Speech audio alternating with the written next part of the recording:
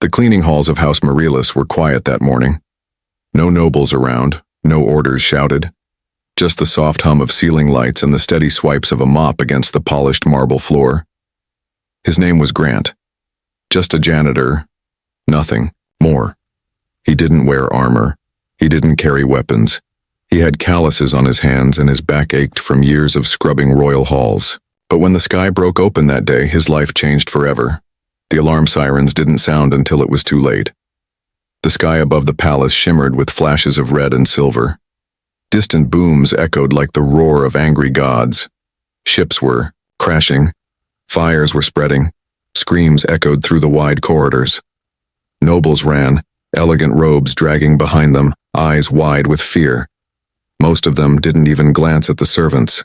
Most didn't even speak his name. Grant ducked as part of the ceiling collapsed. Dust filled his lungs. Fire licked at the walls. He should have run. That would have been smart. But he turned toward the crash site, toward the royal hangar. Something in his gut told him someone was still inside. He stumbled through smoke, stepping over broken glass and twisted beams. He could hear faint crying, soft and weak. It wasn't a child. It was someone older. He found her near the wreckage of a royal escape ship half buried under metal. The princess, Ilara Mirelis, known across the stars for her elegance and beauty. Her green skin was bruised, her armor cracked, her leg pinned beneath a fallen beam. She looked up at him with a mix of pain and disbelief. You're not a guard, she said softly. No, ma'am, he answered, voice shaking. Just a janitor. And yet he dropped his mop, rolled up his sleeves, and started digging. The beam was heavy, too heavy for one man. But Grant didn't stop. Flames roared behind him. Another explosion rocked the ground, shaking the floor beneath his feet. Still he pulled, cursed, and lifted, inch by inch. Until finally, with one last cry of effort, he shifted the metal just enough. Ilara whimpered as he pulled her free. Her leg was badly broken. She couldn't walk, but she was alive, and Grant had no intention of leaving her behind. He scooped her up in his arms, ignoring the burn on his shoulder from falling debris. Her body trembled against his, but she clung to him, breath shallow. Outside the hangar, the noble transport ships were already lifting off. Lights flashing, engines roaring. He saw them leave. None waited. None looked back. The princess watched too, silent. She said nothing for a long time. Grant carried her through the smoke and dust, weaving between fallen columns and dead soldiers. A battle had broken out across the city. The attackers were unknown. They struck without warning, without mercy. Still, Grant moved forward. Why didn't you run? She whispered finally. Because you didn't, he answered simply. Those words stuck with her. By the time they reached the old shelter tunnels beneath the servant wing, Ilara had passed out from the pain. Grant laid her down carefully, wrapping his jacket around her shoulders. He tore strips from his own uniform to bandage her wounds. He had no training, just instinct. Above them, the world was burning. Ships clashed in the sky. Firestorms swept across the fields. But in that quiet, dark space underground, a janitor and a princess, two lives from opposite worlds, sat together. One unconscious, one keeping watch, and the story of everything that came next was about to begin. Grant didn't sleep. Not even for a minute. He sat with his back against the cold stone wall, listening to the sounds above. The explosions had slowed, but the ground still shook now and then. Dust rained down from the ceiling cracks. Every rumble reminded him the danger wasn't over. He checked the princess again. Her breathing was soft, shallow, but steady. Her leg was wrapped tightly, in cloth, but the swelling was bad. She needed real help, and fast. The tunnel they were in was part of the old emergency escape routes, built during some war long before Grant was even born. Most nobles had forgotten they existed. Servants used them when trouble came, and no one cared if they lived or died. Grant had cleaned these tunnels once, long ago. He remembered a second exit, far out near the southern cliffs, but it was miles away. Ilara groaned and stirred. Her hand reached for something in the air, but her eyes didn't open. "It's all right," Grant whispered. "You're safe, at least for now." Her lips moved. "Water." Grant's heart sank. He had nothing. No food, no canteen, only dust and stone. He gently laid her head down and stood up. He had to find something. There had been a supply cache down one of the side tunnels. He hoped it was still there. He ran through the darkness with only a dim emergency light strip guiding him. The tunnel twisted left and right. His boots echoed off the walls. At last he found a sealed door. Rusted. Old. But still standing. He forced it open with both hands and stepped inside. The air was stale. Boxes covered in dust sat along the walls. He opened. One, bandages, another, rations, the third, small water flasks, sealed. Relief hit him so hard he almost dropped to his knees. When he returned, Ilara's eyes were open. Barely. Her gaze followed him as he knelt beside her. "You came back," she whispered. "Of course," he said softly, holding the water to her lips. "Here, drink slow." She sipped, eyes never leaving his face. Then she pulled back and looked around. "Where are we?" "Old servant tunnels, emergency routes. No one uses them anymore." Why did you help me?" she asked. Voice weak, Grant paused. "Because no one else did." Her eyes filled with something he couldn't quite read. Maybe shame. Maybe sadness. She was the daughter of nobles who had left her behind. Left all of them behind. "We'll move at night," Grant said, changing the subject. "We'll follow the lower path. There's an exit far south. If we make it there, maybe I can get a signal out." Ilara nodded. Then her hand reached for his wrist. "My name is Ilara," she said. "You saved me. I won't forget that." He didn't reply, just gave a small nod and sat back against the wall. The silence between them wasn't awkward. It felt real. Honest. For the first time in his life, he wasn't invisible to a noble. Hours passed. The sounds above had faded, replaced now by distant hums, search patrols, maybe drones, maybe enemy scouts. It was time to move. Grant helped her stand, supporting her weight with one arm. She cried out in pain but didn't complain. Her strength surprised him, her courage even more. Step by step they began their journey through the dark tunnel, heading toward the unknown. And as they walked, side by side, neither of them knew that far above, in the smoke-filled halls of power, the story of a missing princess and a janitor was already being twisted into something else, something dangerous. But down here it was just them, and they still had a long way to go. The tunnels grew colder the deeper they went. Grant held a small glow rod in one hand, lighting the rough stone path ahead. His other arm stayed around Ilara, helping her walk. Her broken leg dragged a little, but she never asked to stop. Her breath was shaky, her face pale, but she kept going. The silence between them wasn't empty. It was filled with unspoken thoughts, small glances, and the quiet sound of their steps echoing in the old walls. They passed broken pipes, cracked doors, and long-forgotten signs painted in languages Grant didn't know. This place was older than both of them. At one point, the tunnel dipped sharply and the ground turned to gravel. Grant stopped. "We'll need to go slow here," he said. Ilara nodded, gripping his shoulder tighter. She didn't speak much, not anymore. Pain had taken her voice, but her eyes still watched everything, sharp, focused. Even now she didn't act like a spoiled princess. She acted like someone trying to survive. Halfway down the slope, Grant slipped. His foot hit loose gravel, and he nearly fell. But Ilara's small weight against him reminded him to stay steady. He pushed forward. At the bottom they reached a metal gate. It was half bent and rusted shut. Grant set Alara down gently against the wall, then pushed with all his strength. His muscles strained. The gate groaned. With a final shove, it gave. Alara smiled faintly. You are stronger than you look. Grant gave a tired smile. I get that a lot. They continued. Later, they came to a wide chamber. It looked like an old control room. Screens were cracked, wires hung from the ceiling. But one console still blinked with a soft green light. Grant helped Alara sit, then walked over and wiped the dust from the screen. He tapped the keys.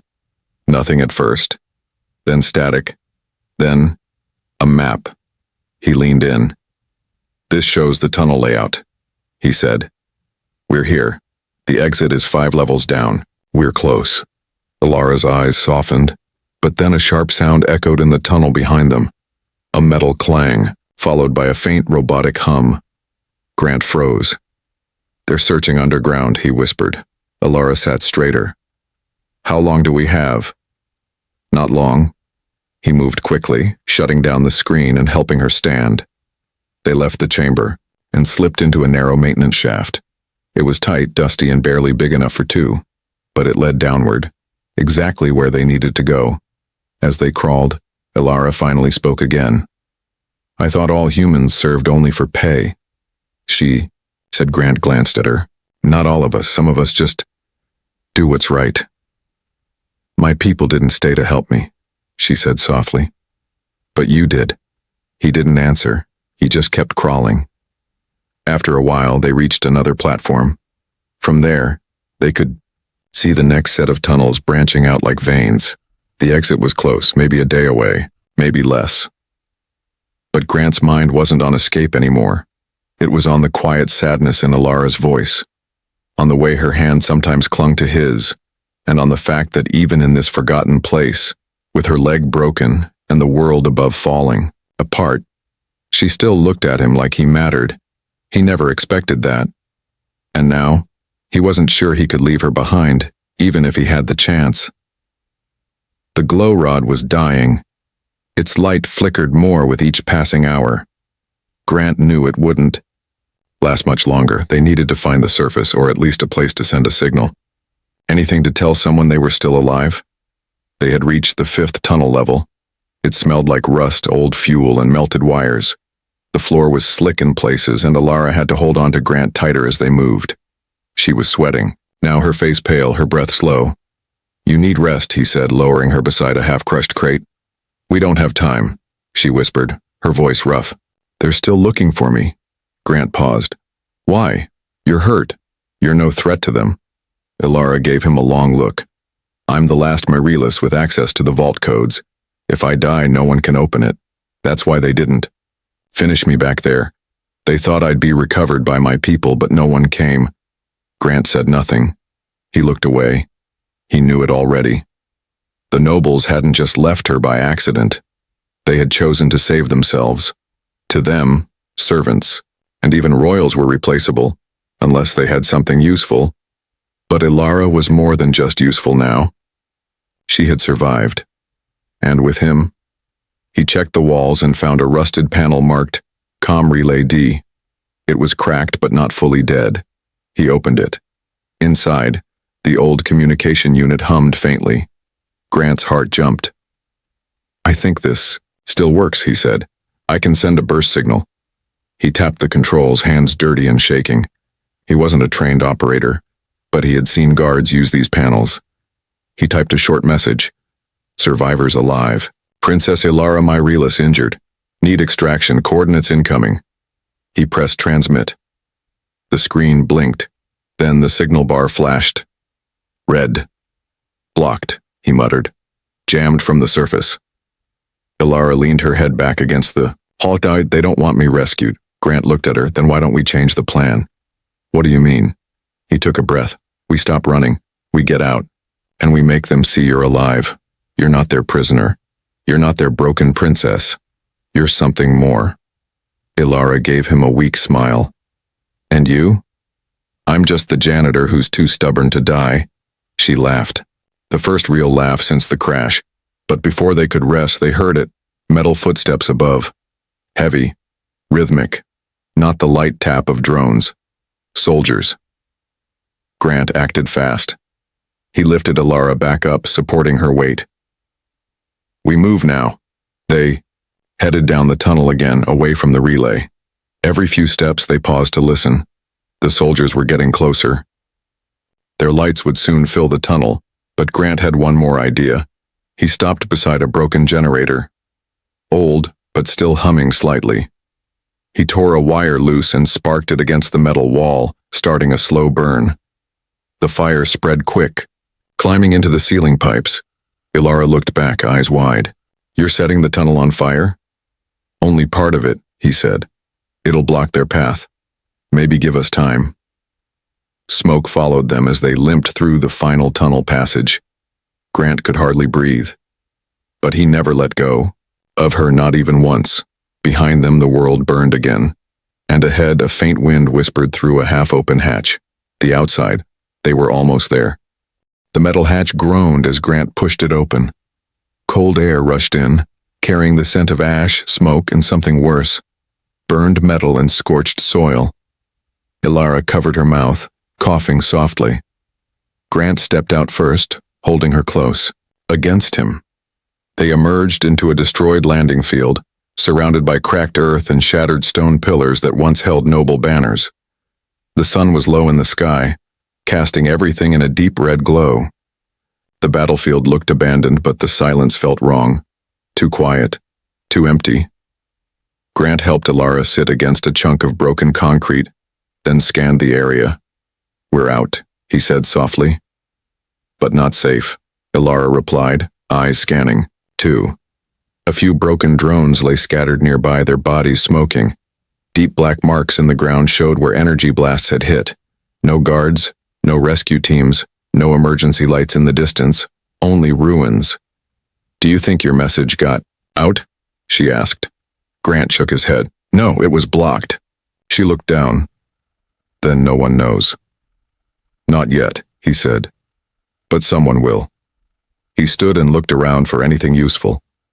Far in the distance, he saw a broken comms tower, half collapsed but still upright.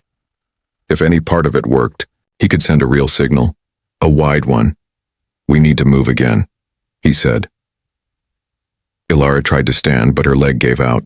She bit her lip, not to scream. I can't go that far.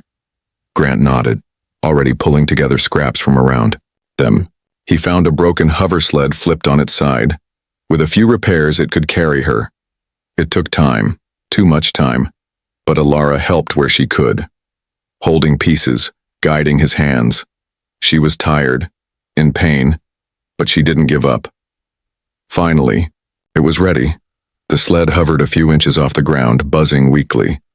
He lifted her onto it carefully. She winced but didn't cry out.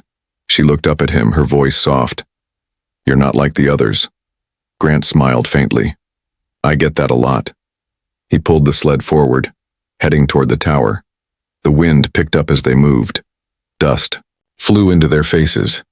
They crossed through burned grass, shattered stone paths, and fallen statues of old kings. No one was coming to save them. No one was watching, or so they thought. Far above, in the broken sky, a small scout drone blinked. Hidden in the clouds, it had seen everything. It sent a silent signal to someone, somewhere. Grant didn't know. He just kept pulling. The tower was closer now, but not untouched. Parts of it were crushed. Wires sparked. Bodies, both alien and human, lay nearby, unmoved. Grant stepped around, them carefully avoiding the blood. He reached the tower's base and found an old side panel still active. He set Alara down, wiped his hands, and opened the console. He worked fast. Behind him, Alara watched the sky. Then she whispered, Grant. He looked up. 2 ships, small, fast, not noble design. Enemy colors. They found us, she said, voice sharp. Grant hit the console. The signal light blinked, transmitting. He turned and ran back to her as the ships began to descend, wind howling, engines roaring. They're not here to talk, he said. Alara grabbed his hand. Then we don't stop now.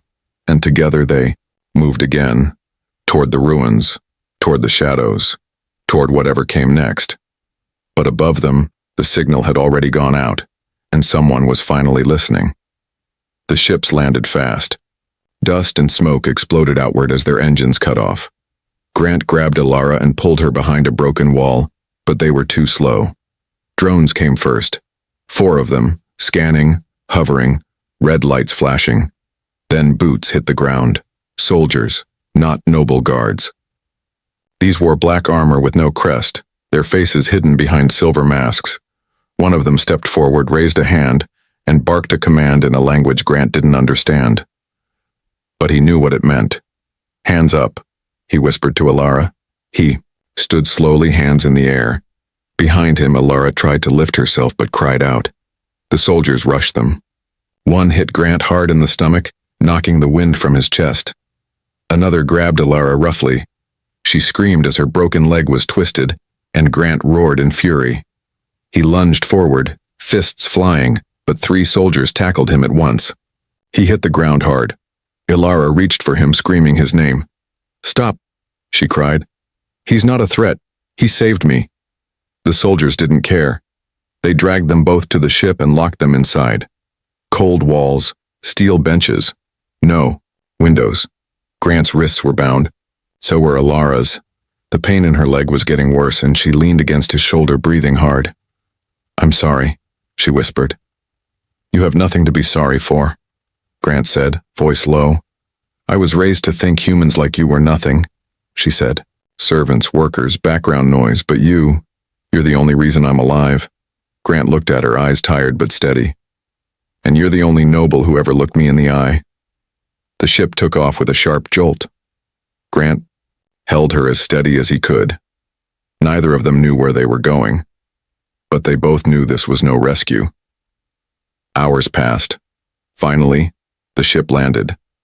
The doors opened. Bright lights blinded them as masked figures pulled them out. They were in a camp, fences, watchtowers, heavy weapons, soldiers everywhere. Not nobles, rebels, mercenaries, maybe worse. The leader approached, a tall alien woman with dark red skin and glowing gold eyes.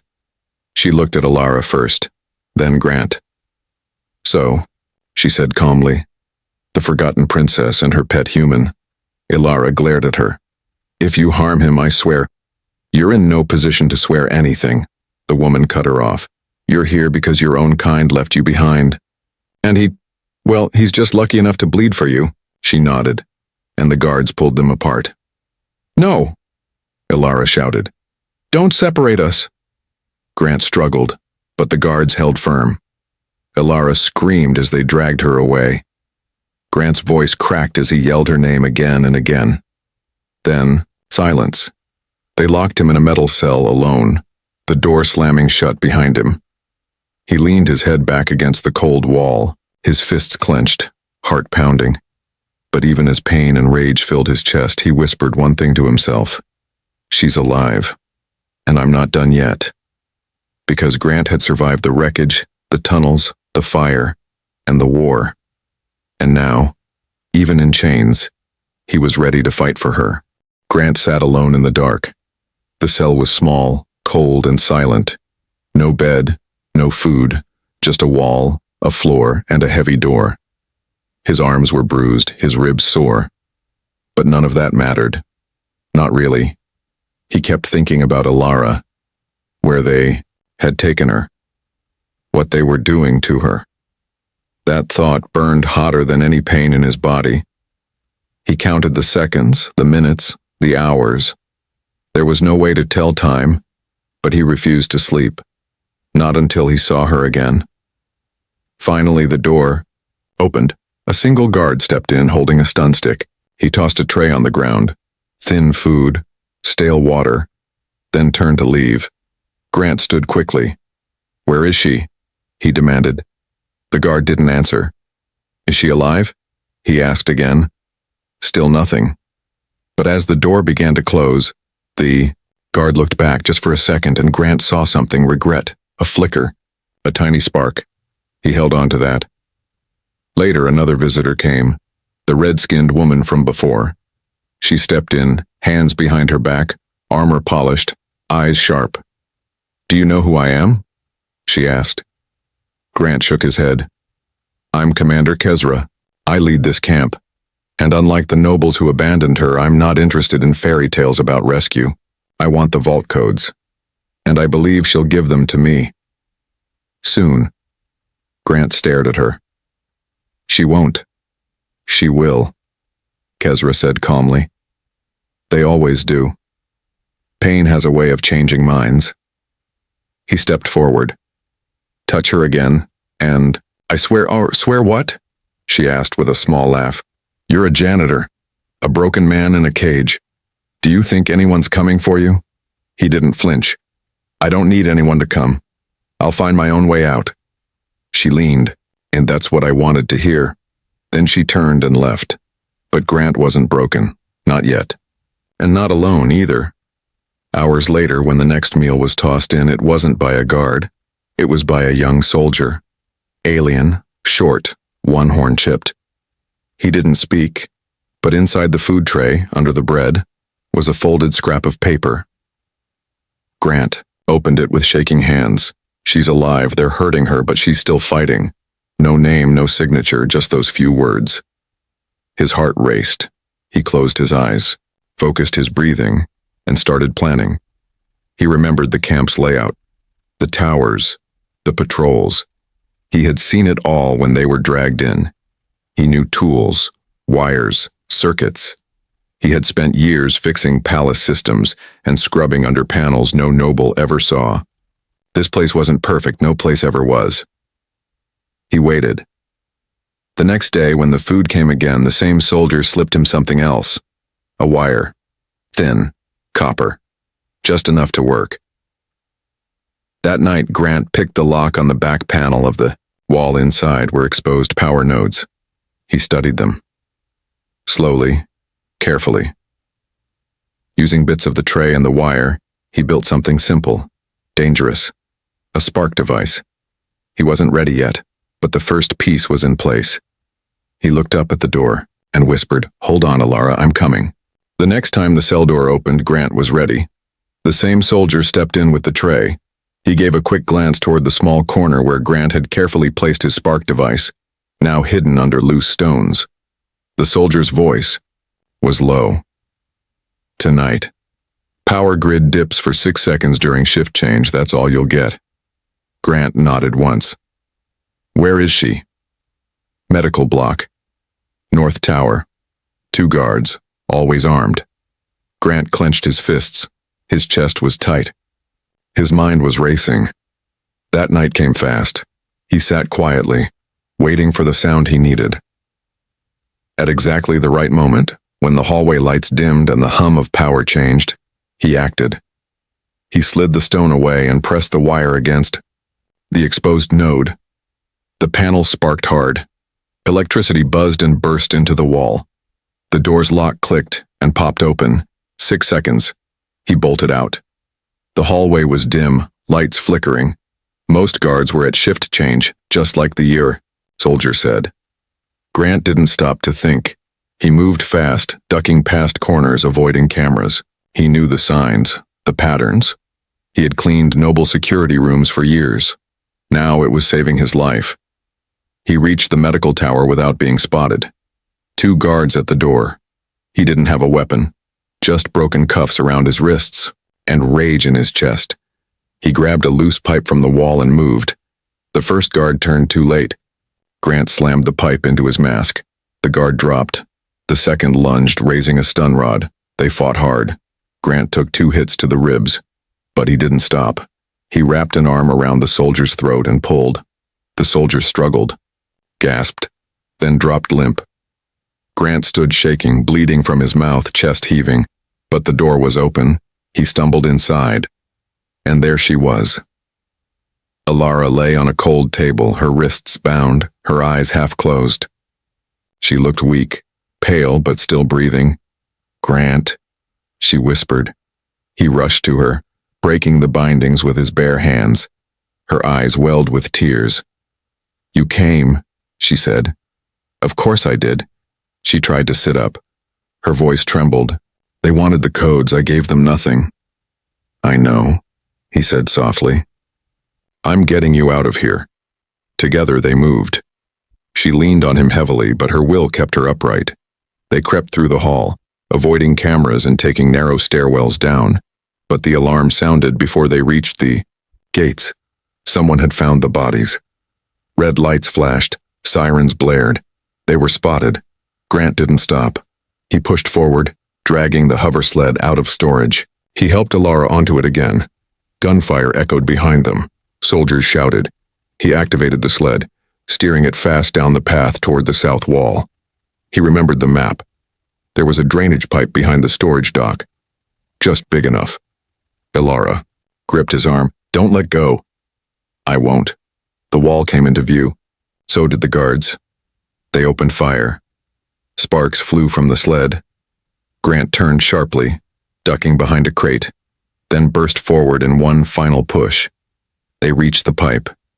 He slid Alara inside first, then followed. Bullets slammed into the ground behind him. Then darkness swallowed them. The pipe was long, narrow, filled with water at the bottom, but it led away from the camp, away from the noise, and into freedom. They didn't speak as they crawled, only breathed. At the end, Grant kicked open the rusted grate. Stars greeted them. Cool night air touched their faces. They had escaped, but the hunt had only just begun. The open sky felt unreal. After so many days underground, behind locked doors and under flashing alarms, the stars above looked too quiet, too far away. Grant stood in the grass, breathing hard, his arms shaking.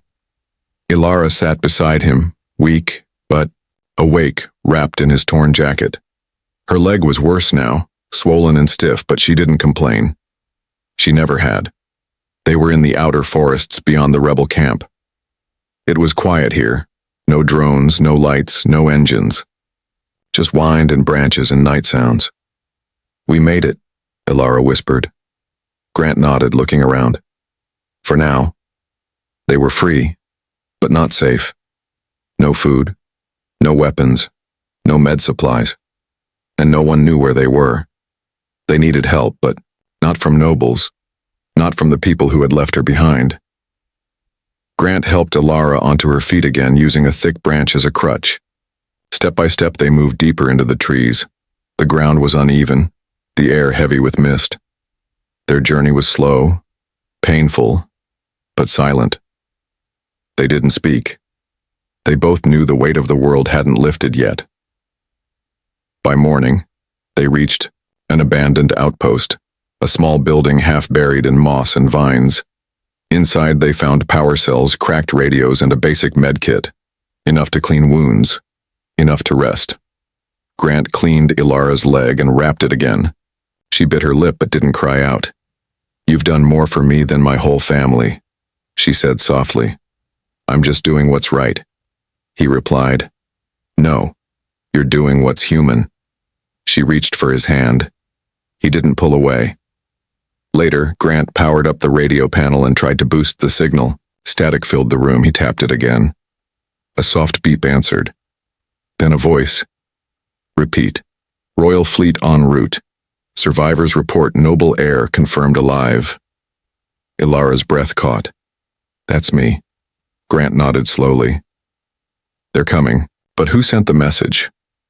Alara leaned closer. Maybe someone still loyal. Or maybe, he said carefully, someone wants to finish what they started. They both stared at the speaker.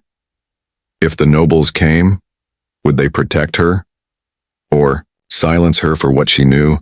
We can't trust them, Grant said. Then we don't wait, she answered. We show them we're alive on our own terms. He smiled slightly. What did you have in mind? She looked outside where the morning sun lit the broken trees. We walk. We find a settlement. A place with people, cameras, witnesses.